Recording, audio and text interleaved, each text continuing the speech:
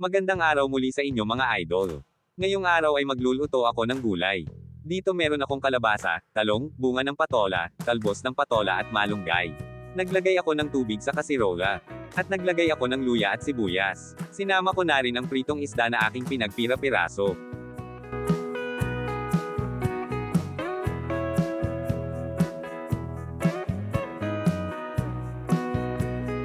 Pinakuluan ko muna, bago nilagay ang kalabasa.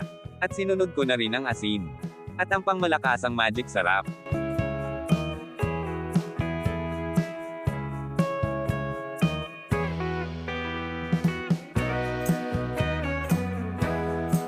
Pakuloyin ulit hanggang lumambot ang kalabasa. Kapag okay na, nilagay ko naman ang bunga ng patola at talong.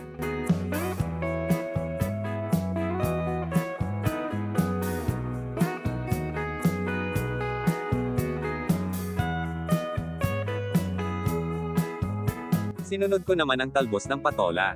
At panghuli ay ang malunggay at tanglad.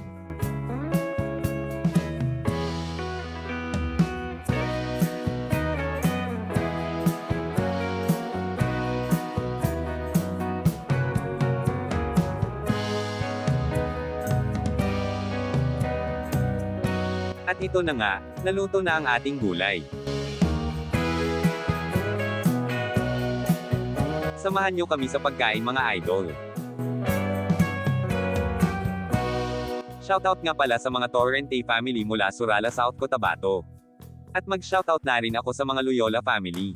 Maraming salamat sa inyong suporta.